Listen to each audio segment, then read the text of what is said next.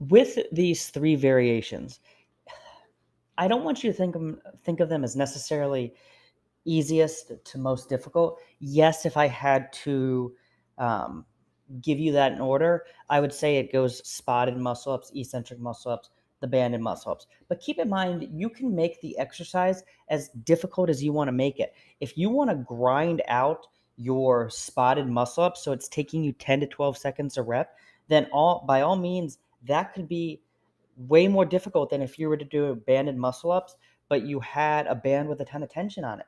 Likewise, if you're going to do eccentric muscle ups and you take 10 to 20 seconds a rep to perform that eccentric, you're going to make that eccentric muscle up way harder than any banded variation, regardless of the minimal amount of band tension. So really, as the person performing the exercise, it's up to you on how difficult or easy you want to make the exercise. And be sure to stick around to the end of this video. I'll show you an actual programming example so you can see how to put this all together in real time for a training program for yourself. All right, the spotted muscle up. This one gives me such a headache with remote clients because despite my best efforts, they manage to screw it up every single time. Everyone, when I first give them this exercise, they think it's this transition drill where they have to do it as fast as possible, like we're doing CrossFit. And that's the complete opposite of what we're trying to do. It amazes me that adults can't follow simple directions. It's mind boggling. I'm just, it's such a headache. But you do not want to go fast on this movement at all. If anything, you want to go as slow as possible when performing this movement. If you watch the video here, you can see it as I'm doing it. I'm putting as little weight as possible in my feet. And actually, on that initial pull up, you can see my feet are actually starting to slide forward on the floor. That's because I have barely any weight into them. So please, please, please go as slow as you possibly can on this. If you fly up doing the rep, that defeats the entire purpose of the exercise and not what we're looking to accomplish at all with this movement. With the eccentric muscle up, the same principles that's going to apply here as it's going to apply to any other eccentric exercise. Typically, we're going to be about 1.5 times stronger in the eccentric pattern as opposed to the concentric pattern, which is why a lot of the times people will start doing negative chin ups, negative dips, negative push ups, even, and they build the strength over time to perform the concentric pattern because your body has to adapt by laying down new muscle. The principle is no different when it comes to eccentric muscle ups, and you also get the rehearsal of that transition component, which is extremely difficult for a lot of people. Unfortunately, when people perform these eccentric muscle ups, they fail to perform the transition correctly, which is the entire purpose of the movement.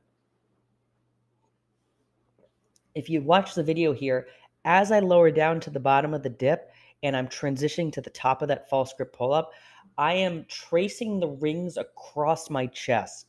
I know they use the cue a lot of the times, rip your shirt open if you're trying to transition from the false grip pull up into the dip. So this would be the opposite. You're trying to rip your shirt off, unrip your shirt. I don't know. It's really not relevant. But you want to trace those rings across your chest. You don't want to get to the bottom of the dip and then drop down. You defeat the purpose of the movement. Likewise, as you're transitioning to the bottom of that from the false grip, as you're transitioning from the bottom of the ring dip to the top of the false grip pull up, you need to maintain that false grip position as well. That's going to also help you keep the rings glued to your chest as you're doing this.